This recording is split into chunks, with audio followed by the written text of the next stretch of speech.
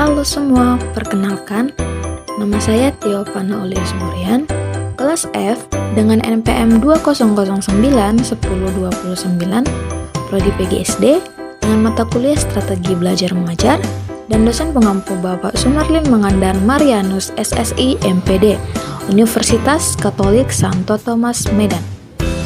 Baiklah, kita kali ini akan membahas tentang aplikasi strategi pembelajaran dalam penyusunan RPP, di mana yang akan kita bahas yaitu tentang pengertian penyusunan RPP, yang kedua langkah-langkah rencana pelaksanaan pembelajaran, dan yang ketiga yaitu cara penyusunan RPP.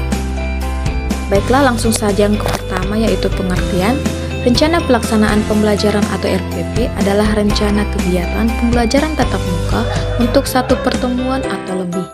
RPP dikembangkan dari silabus untuk mengarahkan kegiatan pembelajaran peserta didik dalam upaya mencapai kompetensi dasar. Yang kedua yaitu langkah-langkah rencana pelaksanaan pembelajaran. Langkah-langkah mengembangkan RPP yaitu yang pertama, mengkaji silabus tematik, yang kedua mengidentifikasi materi pembelajaran, yang ketiga menentukan tujuan, yang keempat mengembangkan kegiatan pembelajaran, yang kelima penjabaran jenis penilaian, yang keenam menentukan alokasi waktu, dan yang ketujuh menentukan sumber belajar. RPP dibuat oleh guru untuk membantunya dalam mengajar agar sesuai dengan standar kompetensi dan kompetensi dasar pada hari tersebut. Rencana pelaksanaan pembelajaran atau RPP berisi pengaturan yang berkenaan dengan perkiraan atau proyeksi tentang apa yang akan dilakukan pada saat kegiatan belajar mengajar berlangsung.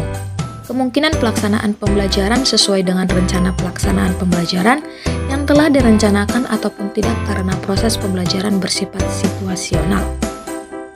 Apabila perencanaan disusun secara matang, maka proses dan hasil pembelajaran tidak akan jauh dari perkiraan. Yang ketiga yaitu cara menyusun RPP, yaitu yang pertama A. Komponen RPP. Rencana pelaksanaan pembelajaran atau RPP disusun untuk setiap kompetensi dasar yang dapat dilaksanakan dalam satu kali pertemuan atau lebih.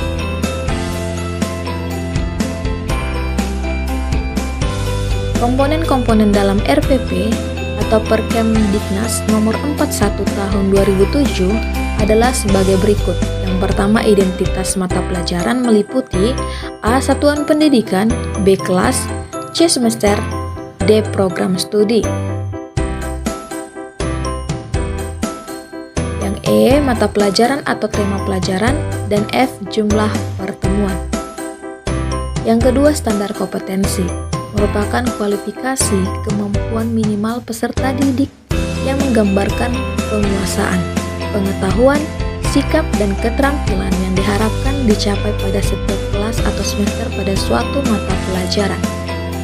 Yang ketiga, kompetensi dasar adalah sejumlah kemampuan yang harus dikuasai peserta didik dalam mata pelajaran tertentu sebagai rujukan penyusunan indikator kompetensi dalam suatu pelajaran. Yang keempat, indikator pencapaian kompetensi adalah perilaku yang dapat diukur atau diobservasi untuk menunjukkan ketercapaian kompetensi dasar tertentu yang menjadi acuan penilaian mata pelajaran. Indikator pencapaian kompetensi dirumuskan dengan menggunakan kata kerja operasional yang dapat diamati dan diukur yang mencakup pengetahuan, sikap, dan keterampilan.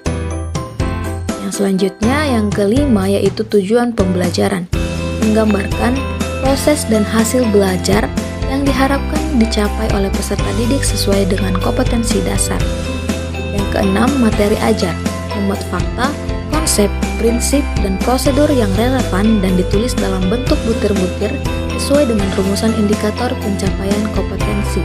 Yang ketujuh, alokasi waktu, ditentukan sesuai dengan keperluan untuk pencapaian KD dan beban belajar.